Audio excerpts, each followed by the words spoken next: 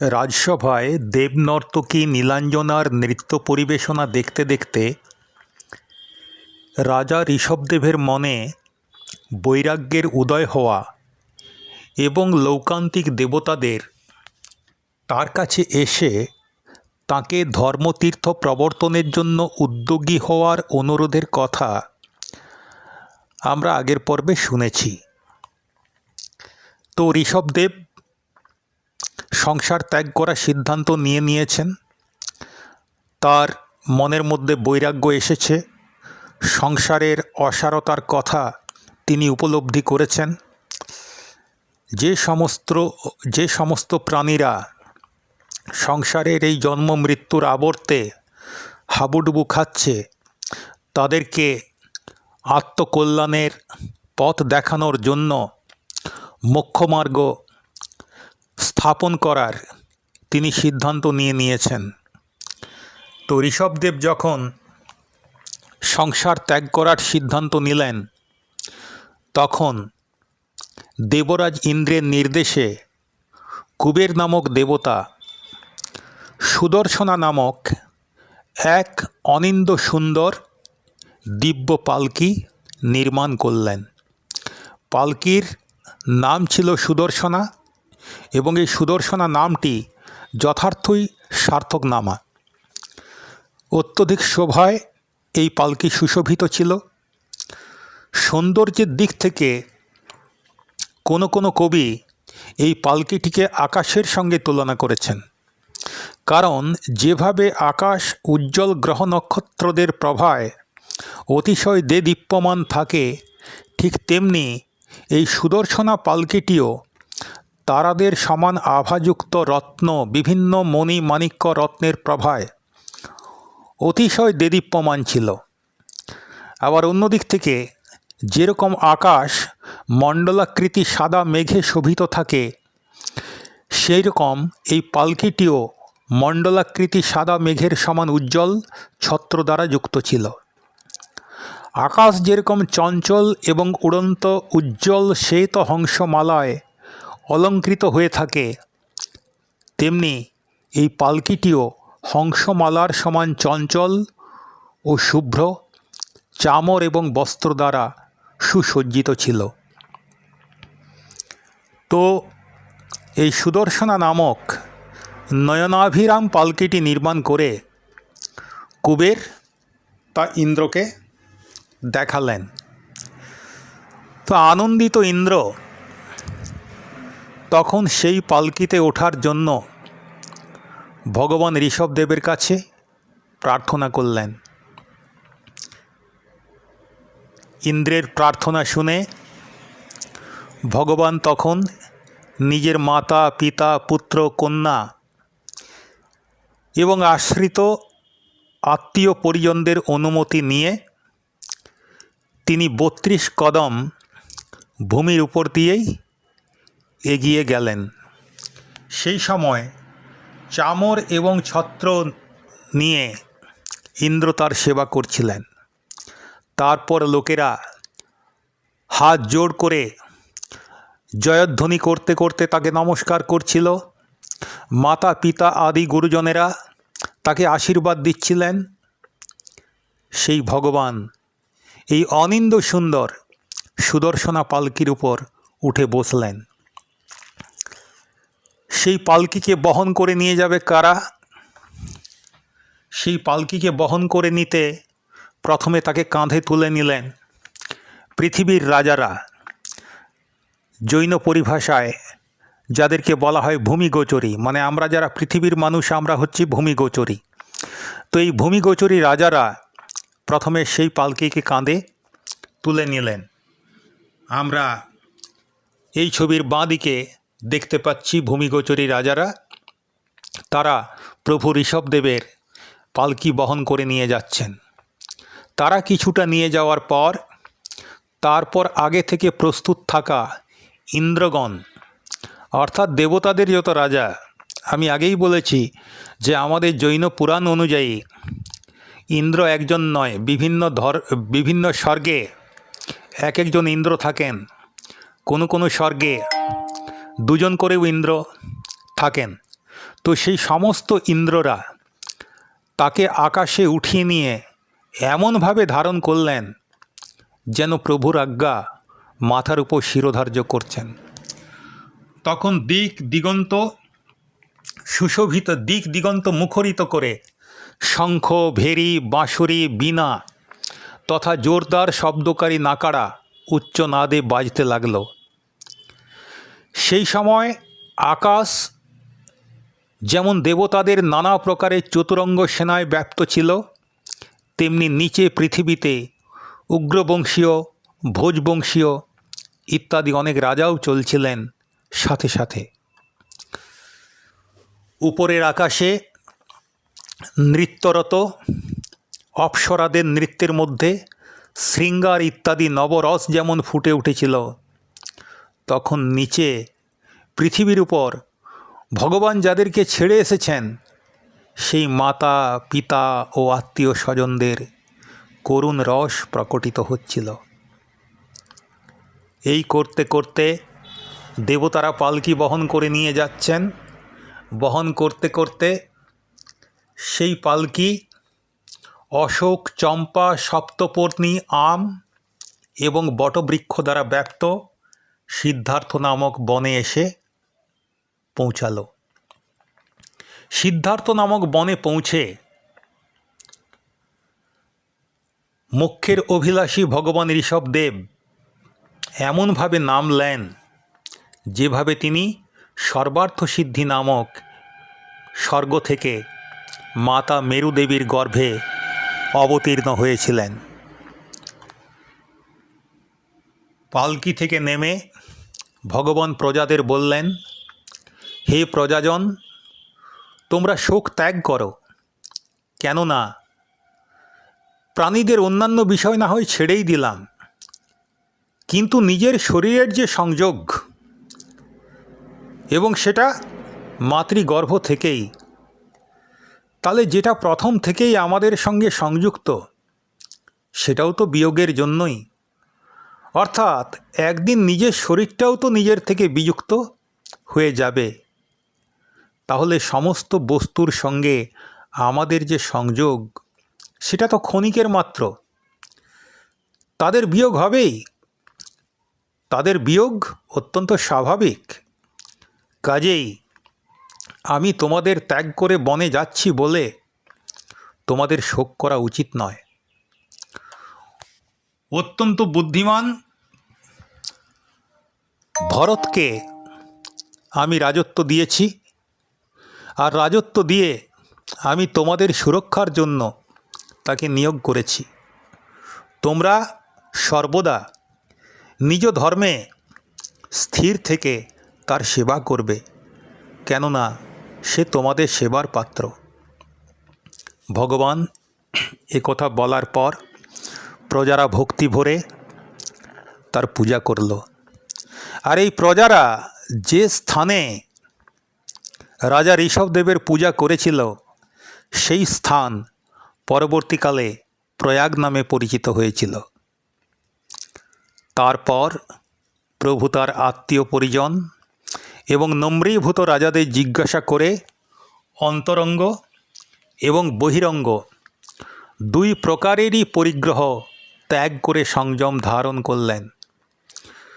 বহিরঙ্গের পরিগ্রহ মানে আমার যাবতীয় সম্পত্তি, স্ত্রী, পুত্র, পরিজন, এমনকি আমার বস্ত্র, আমার অলংকার, আমার শরীরের সঙ্গে বাইরের যা কিছু যুক্ত আছে সবই এই পরিগ্রহের মধ্যে পড়ছে। আর অন্তরঙ্গ পরিগ্রহের অর্থ হচ্ছে যে সেই সব জিনিসের প্রতি আমার যে মনের মধ্যে যে স্নেহ, ভালোবাসা বা আসক্তি, এটাই হচ্ছে অন্তরঙ্গ পরিগ্রহ। তো প্রভু এই সিদ্ধার্থ নামক বনে এসে সমস্ত রকমের অন্তরঙ্গ এবং বহিরঙ্গ পরিগ্রহ ত্যাগ করলেন। তারপর আমরা ছবিতে যেরকম দেখতে পাচ্ছি, তিনি পঞ্চমুষ্টি কেশ লোচ করলেন, অর্থাৎ মাথার সমস্ত চুল 5 বার মুঠো করে উপড়ে ফেললেন। ভগবানের মাথা থেকে উপড়ে ফেলা এই চুল, আমরা যদি ছবিটা ভালো করে লক্ষ্য করি তাহলে দেখতে পাবো দেবরাজ ইন্দ্র সেটা গ্রহণ করছেন। তারপর দেবরাজ ইন্দ্র ভগবানের মাথার সেই উৎপাটিত কেশরাশি এক রত্নপেটিকায় ভরে নিলেন। তারপর ইন্দ্র বিচার করলেন, এই পবিত্র চুল যেহেতু ভগবানের মাথায় ছিল, অতএব একে যথাযথ মর্যাদাপূর্ণ স্থানে বিসর্জন দেওয়া উচিত। তাই তিনি ভক্তি ভরে ভগবানের সেই উৎপাটিত কেশরাশি ক্ষীরসাগরের জলে নিক্ষেপ করলেন। এইভাবে ভগবানের দীক্ষা কল্যাণক হয়ে গেল। ভগবানের দীক্ষা কল্যাণক হয়ে যাওয়ার পর সমস্ত সুর এবং অসুরেরা ভগবানের পুজো করে যথাযোগ্য নিজ নিজ স্থানে চলে গেলেন। ভগবান ঋষভদেব মোক্ষমার্গের সূচনা করার জন্য পদক্ষেপ গ্রহণ করলেন। তো যখন সুর এবং অসুরেরা ভগবানের পুজো করে যথাযথ স্থানে চলে গেলেন, তারপর চিন্তাতুর মানুষেরাও ভগবানকে নমস্কার করে নিজ নিজ জায়গায় ফিরে গেলেন। কিন্তু কয়েকজন রয়ে গেলেন। তারা কারা? না, 4000 বড় বড় প্রভুভক্ত রাজা। এরা ভগবান ঋষভদেবের অত্যন্ত অনুগত ছিলেন। তাই তারা প্রভু ভক্তির দ্বারা প্রেরিত হয়ে ভগবানের সাথে তারাও নগ্ন দীক্ষা ধারণ করলেন। এরা ইক্ষ্বাকু, কুরু, উগ্র, ভোজ ইত্যাদি বংশের বিখ্যাত বিখ্যাত সব রাজারা। এই 4000 বড় বড় যারা রাজা ছিলেন তারা ভগবানের সাথে নগ্ন দীক্ষা ধারণ করলেন। এখন ভগবান ঋষভদেব ছিলেন, তিনি তপস্যা শুরু করছেন, কিন্তু তিনি ছিলেন পরিসহ সহনকারী। পরিসহ মানে স্বাভাবিকভাবে তপস্যা করার সময় বা ধর্মপথে চলার সময়, ধর্মীয় আচার নিয়ম কানুন পালন করার সময় যে সব সমস্যা স্বাভাবিকভাবে তৈরি হয় তাদেরকে বলা হয় পরিসহ। যেমন একটা পরিসহের সঙ্গে আমরা অনেকেই হয়তো পরিচিত আছি। আমরা অনেকেই অনেক সময় বিভিন্ন কারণে উপবাস করি, আর উপবাস করার পর দেখা যায় সারাদিন উপবাস করতে করতে আমাদের কিন্তু অনেক সময় অনেক কষ্ট হয় ক্ষুধার তাড়নায়। যারা নির্জলা উপবাস করেন তাদেরও তৃষ্ণার কারণে কষ্ট হয়। তো এরকম তাহলে আমরা এখান থেকে দুটো পরিসহ আমরা অনুমান করতে পারছি। একটা হচ্ছে ক্ষুধা পরিসহ আর একটা হচ্ছে তৃষ্ণা পরিসহ। এরকম অনেকগুলো পরিসহ আছে যেগুলো পরে আমরা চর্চা করব। তো ভগবান সমস্ত রকম পরিসহ সহ্য করতে সক্ষম। তিনি ছিলেন মহাতপস্বী এবং 4 প্রকার জ্ঞানের ধারক। তো সেই পরিসহ সহনকারী মহাতপস্বী 4 প্রকার জ্ঞানের ধারক ভগবান ঋষভদেব পর্বতের মতো নিশ্চল হয়ে 6 মাস কায়োৎসর্গ মুদ্রা ধারণ করে মৌন হয়ে বিরাজমান রইলেন।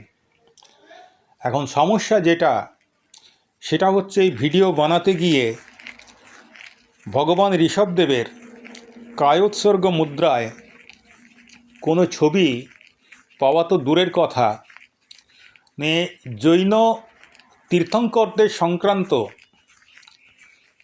কোনো ছবি, ভালো ছবি কোথাও পাওয়া যায় না। যে কারণে যতবারই আমি ইন্টারনেটে সার্চ দিচ্ছি ততবারই ওইসব বৌদ্ধ ভিক্ষুদের ছবি আসছে। এবং কায়োৎসর্গ মুদ্রা এই বিষয়টা সম্বন্ধে এমনকি আর্টিফিশিয়াল ইন্টেলিজেন্স যেসব অ্যাপ বা সফটওয়্যারগুলো ব্যবহার করে তারাও কায়োৎসর্গ মুদ্রা কি তা জানে না। তো এখানে আমরা দেখতে পাচ্ছি, ছবিটা আমি তৈরি করেছি একটু অন্যভাবে, যে ভগবান ঋষভদেব কায়োৎসর্গ মুদ্রায় তিনি ধ্যান করছেন। কায়োৎসর্গ মুদ্রা মানে দেখুন, সোজা দণ্ডায়মান অবস্থায় থেকে হাত দুটো পাশে থাকবে এবং শরীর যেন আমি সম্পূর্ণ ত্যাগ করেছি, শরীর থেকে নিজে বিচ্ছিন্ন হয়ে গেছি, এরকম একটা ভাবনা মনের মধ্যে কাজ করবে। সম্পূর্ণ শরীর খাড়া অথচ শিথিল, মানে মানসিকভাবে শিথিল, শারীরিকভাবে একেবারেই নিশ্চল, পর্বতের মতো নিশ্চল। তো এই 6 মাস কায়োৎসর্গ মুদ্রা ধারণ করে ভগবান ঋষভদেব মৌন হয়ে বিরাজমান থাকলেন। সমস্যা হলো, তার সাথে যে 4000 জন প্রভুভক্ত রাজা দিগম্বর দীক্ষা ধারণ করেছিলেন, তাদের ভগবানের মতো পরিসহ সহন করার ক্ষমতা ছিল না। তারা পরমার্থ তত্ত্বও জানতেন না, কিন্তু কেবলমাত্র প্রভুকে খুশি করার জন্যই তারা প্রভুর ইচ্ছানুকূল কাজ করতেন। তো তারা ভেবেছিলেন যে ভগবান ঋষভদেব যখন তপস্যা করার সিদ্ধান্ত নিয়েছেন, সংসার ত্যাগ করার সিদ্ধান্ত নিয়েছেন, তাহলে আমরাও তার সাথে সাথে আমরা সংসার ত্যাগ করে আমরা তপস্যা করব এবং ভগবান যা করবেন আমরা তাই করব। কিন্তু সমস্যা যেটা হলো যে ভগবান তো 6 মাস ধরে পুরো কায়োৎসর্গ মুদ্রা ধারণ করে মৌন হয়ে ধ্যানে বিলীন রয়েছেন। তাহলে তারা কি করবে? তারা পরিসহ সহ্য করতে পারছে না, সেই ক্ষমতা তাদের নেই। ফলে অল্প দিনের মধ্যেই তাদের আত্মা ক্ষুধা এবং তৃষ্ণায় ব্যাকুল হয়ে উঠল। তখন তারা মনে মনে আশা করতে লাগলো যে ঠিক আছে, 2-1 দিনের মধ্যে নিশ্চয়ই আমাদের ভৃত্যেরা কিংবা আমাদের পুত্রেরা কিংবা আমাদের স্ত্রীরা আমাদের জন্য আহার নিয়ে এসে পৌঁছে যাবেন। কিন্তু তা তো আর হলো না। তখন সে কৃত্রিম মুনিরা, কৃত্রিম মানে নকল, কেন নকল বলছি, কারণ তারা তপস্যা করতে এসেছেন, কী জন্যে তপস্যা করছেন তারা সেটা জানেন না, কি করে তপস্যা করতে হয় তারা সেটা জানেন না। প্রভু ভক্তির প্রেরণায় তারা সংসার ত্যাগ করেছেন ঠিকই, কিন্তু তারা তপস্যা করতে পারছেন না। তবে বাহ্যিক দিক থেকে তারা দিগম্বর মুনি, কিন্তু অন্তরঙ্গের দিক থেকে তারা তপস্যাও জানেন না, পরিসহ সহন করতেও পারেন না। সেই কারণে তাদেরকে কৃত্রিম মুনি বলা হচ্ছে। তো এই কৃত্রিম মুনিদের মধ্যে প্রমুখ ছিলেন কচ্ছ, মহাকচ্ছ এবং মারীচি। মারীচি আবার স্বয়ং ভগবান ঋষভদেবের পুত্র। তো এই কৃত্রিম মুনিরা 6 মাস তারা ক্ষুধা ইত্যাদি কঠিন পরিসহ সহ্য করতে পারল না। ফলে তারা মার্গভ্রষ্ট হয়ে গেল, অর্থাৎ তাদের তপস্যার পথ থেকে তারা বিচ্যুত হয়ে গেল। অনাহারের ফলে, উপবাসের ফলে তাদের শরীর অত্যন্ত দুর্বল হয়ে গিয়েছিল। ফলে এইসব কৃত্রিম মুনিদের অস্থির দৃষ্টি চারিদিকে ঘুরতে লাগলো, অর্থাৎ তারা সব কিছুই ভুলভাল দেখতে লাগলো। এই যে দেখাটা দর্শন, তো এখান থেকে একটা আগাম অনুমান করা যেতে পারে বা আগাম অনুমান করা হয়েছে যে আগামী দিনে এরা ভ্রান্ত দর্শনে বিশ্বাসী হবে। স্যাদবাদ, অনেকান্তবাদ, অহিংসা এবং অপরিগ্রহ যে ধর্মের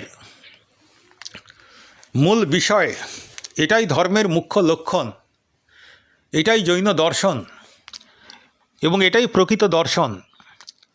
সেই দর্শনে থেকে এরা কিন্তু বিচ্যুত হবেন, এটা এখান থেকেই যেন একটা পূর্বাভাস পাওয়া গেল। বহু লোক অর্থাৎ বহু এই তপস্বীদের মধ্যে অনেকেই চোখে অন্ধকার দেখতে লাগলো, অনেকের চোখ ক্ষুধার কারণে চাঁদের মতো পাণ্ডুর হয়ে গেল, তারা চোখে তারা দেখতে শুরু করলো। অনেক মুনির এমন অবস্থা হলো যে সব সময় কানে যেন শব্দ শুনতে পাচ্ছে তারা। এটাকে আজকের ডাক্তারি পরিভাষায় টিনিটাস বলা হয়, অর্থাৎ কানের সামনে যেন শুধু শব্দই শুনতে পাচ্ছিল। তো এই হচ্ছে এই মুনিদের অবস্থা। আমরা দেখতে পাচ্ছি এদের চোখে মুখে যেন অস্থিরতা এবং আতঙ্ক ফুটে উঠছে, যে কিভাবে আমরা নিজেদের জীবনটাকে বাঁচিয়ে রাখব।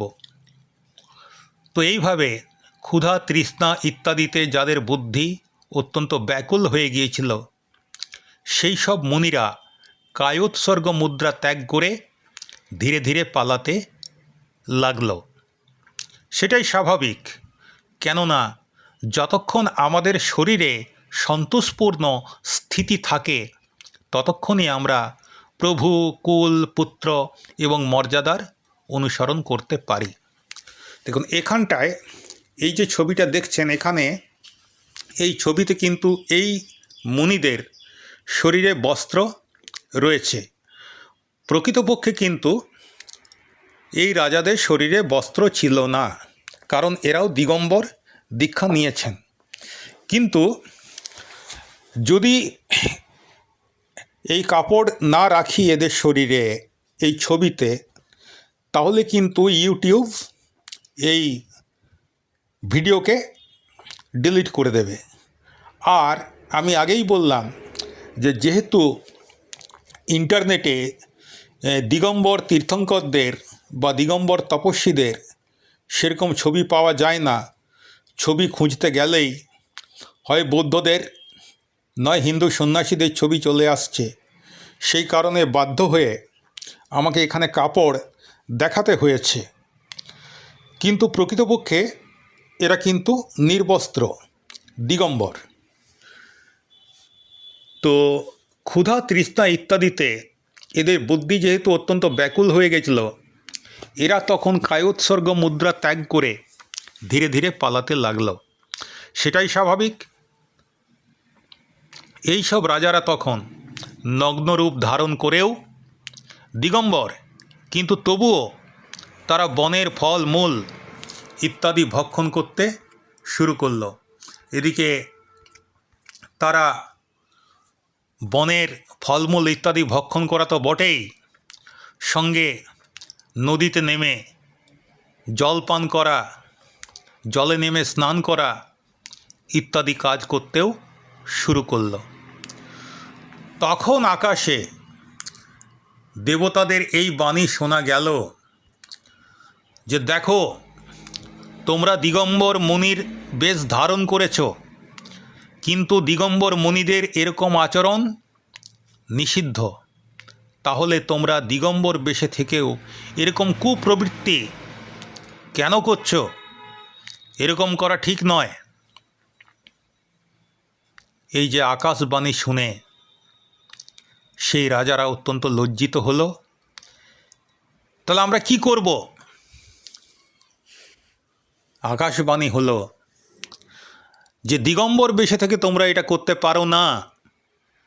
তোমরা দিগম্বর বেশ ত্যাগ করে যা খুশি করো, কোনো সমস্যা নেই। তখন সেই রাজারা ভয়ে ভীত হয়ে চারিদিক দেখে তারা গাছের ছাল, কুশ ঘাস, চিবর ইত্যাদির দ্বারা তারা তাদের নগ্ন বেশ ঢেকে ফেলল। অর্থাৎ গাছের বাকল, জীর্ণ বস্ত্র ইত্যাদি তারা পরতে শুরু করল। তারপর তারা এই অধম উদর, একটা কথা আছে না, পাপি পেট কা সওয়াল, আমাদের এই পেটই হচ্ছে আমাদের যত অকর্ম কুকর্মের অন্যতম কারণ। তো সেই অধর্ম পেট, এই অধম পেটের পূর্তি করে তারা যখন সুস্থ হয়ে উঠল, অর্থাৎ গাছের বাকল ইত্যাদি পরে খাওয়া দাওয়া এবং পান করে, জল পান করে, স্নান করে তারা যখন সুস্থ হয়ে উঠল, তখন তারা নিজেদের কাজের বিচার করে পরস্পর বার্তালাপ শুরু করলো। এটাও স্বাভাবিক, কারণ চিত্ত সুস্থ হলে তবেই তো বুদ্ধি উৎপন্ন হয় এবং বিচার বুদ্ধি আসে। তো তারা আলোচনা করতে লাগলো যে ভগবান তো সমস্ত প্রকার ভোগ উপভোগ ছেড়ে দিয়েছেন, কিন্তু এই ছাড়ার পিছনে তার যে কি অভিপ্রায় সেটা আমরা জানি না। ইহলৌকিক কোনো ফল প্রাপ্তির জন্য তো তাঁর এই কঠিন তপস্যা হতে পারে না, কারণ ইনি প্রভূত সম্পত্তির মালিক ছিলেন, সারা পৃথিবীর ইনি অধিপতি ছিলেন। ইনি তো সম্পত্তিকে বিপত্তি হিসেবেই গণ্য করে তাকে ত্যাগ করে এসেছেন। রতি এবং অরতিকে নষ্ট করে ইনি এমন অবস্থা প্রাপ্ত হয়েছেন যে এর কাছে বিষয় এবং বিষ দুটোই সমান। মানুষ যেভাবে দুঃখকে ত্যাগ করে, সেইভাবেই তিনি বস্ত্র এবং আভূষণও ত্যাগ করে দিয়েছেন।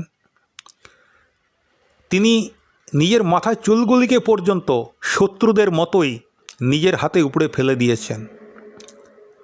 আর যেহেতু তিনি আহার ও পানীয় ত্যাগ করেছেন, তার দ্বারা বোঝা যাচ্ছে যে তিনি শরীরকেও ত্যাগ করেছেন। অতএব নিশ্চিতভাবেই ভগবানের কোনো পারলৌকিক ফল অভিপ্রেত। তো ভগবান যখন নৈষ্ঠিক ব্রত নিয়ে কায়োৎসর্গ মুদ্রা এইভাবে বিরাজমান আছেন, কিছু কথাবার্তা বলছেন না, তখন এই পরিস্থিতিতে আমাদের কি করা উচিত এই বিষয়ে আমরা তো একেবারেই কিছু জানি না। আমরা এর সাথেই নিজেদের দেশ ত্যাগ করে বেরিয়ে এসেছি। তাহলে এখন যদি আমরা নিজের দেশে ফিরে যাই, সেটা তো আমাদের পক্ষে অত্যন্ত লজ্জাজনক হবে। আর তাছাড়াও ফিরে যাওয়ার পথও অনেক বাধা বিপত্তি এবং দুঃখ কষ্টে ভরা। তাহলে কি করব?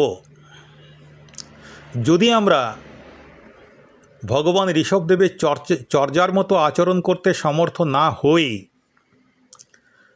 তো তাহলে কি বনবাসীদের মতো থেকে প্রভুকে অনুসরণ করতে পারি না? দেখুন, এখনও এই রাজাদের মন থেকে প্রভুর প্রতি ভক্তি কিন্তু টলেনি। তারা প্রভুর মতো কঠিন তপশ্চর্যা করতে পারছে না, কিন্তু বিভিন্ন রকম চিন্তা ভাবনা করে তারা মনে মনে ঠিক করছে যে আমরা ঠিক আছে সেটা নাই পারি, আমরা দিগম্বর মুদ্রা ত্যাগ করলাম, আমরা বনের ফল মূল কন্দ ইত্যাদি না হয় গ্রহণই করলাম, কিন্তু তবুও তো আমরা বনে থেকে প্রভুর সেবা করতেই পারি। এখন জৈন ধর্মে এটা একটা অনুমতি আছে যে অচিত্ত বস্তু আমরা গ্রহণ করতে পারি, অর্থাৎ যার মধ্যে প্রাণ নেই, চেতনা নেই, সেগুলো তপস্বীরা গ্রহণ করতে পারেন। তো গাছের যে পাতাগুলো পেকে হলুদ হয়ে যায়, নিচে পড়ে যায়, এবং যে ফল পেকে তারা নিচে পড়ে যাচ্ছে, তো সেগুলো গ্রহণ করা যেতেই পারে। আর এরা তো দিগম্বর সন্ন্যাসী নয়, দিগম্বর সাধু নয়, দিগম্বর মুনি নয়, ফলে তারা এটা খেতেই পারে। তো সেই সব পথভ্রষ্ট রাজারা পেকে হলুদ হয়ে যাওয়া পাতা এবং মাটিতে পড়ে যাওয়া ফল খেতে শুরু করলেন, এবং জটা ধারণ করে আর বৃক্ষের ছাল পরিধান করে তারা বনবাসী তাপস হয়ে গেলেন। এরা তাপস, কিন্তু এরা কখনোই জৈন অভিধায় অভিহিত হতে পারে না, কারণ জৈন সিদ্ধান্ত অনুসারে কিভাবে তপস্যা করতে হয় এরা সেটা জানে না প্রথমত। দ্বিতীয়ত এমন কিছু আচার আচরণ খাদ্যগ্রহণ তারা করছে যেটা তপস্বীদের জন্য জৈন ধর্ম অনুমোদন করে না। ফলে এরা আগামী দিনে যে মুনিতে পরিণত হবে তারা তাদের দর্শনের সঙ্গে জৈন দর্শনের কিছু সাদৃশ্য থাকলেও তা কিন্তু জৈন ধর্মের সম্পূর্ণ একদমই জৈন ধর্মের থেকে আলাদা। তো এরা তো বনবাসী তাপস হয়ে গেলেন। আর এদের মধ্যে ভগবানের পুত্র যিনি ছিলেন মারীচি, ইনি এত তৃষ্ণার্ত হয়ে পড়েছিলেন যে মরীচিকাকেই জল মনে করে তার মধ্যে তিনি নেমে পড়লেন। এই যে মারীচি, তো মরীচিকাকেই জল মনে করে তার মধ্যে লাফ দিলেন, কিন্তু জল তো নয়, সে তো মরীচিকা। জল তো সে পেল না, কিন্তু নরম মাটির স্পর্শে তার শরীর কিছুটা শীতল হলো। তো যাক, আজকে এই পর্যন্তই। পরের ভিডিওতে বাকি অংশটা চর্চা করব। প্রত্যেককে সাদর নমস্কার এবং জয় জিনেন্দ্র।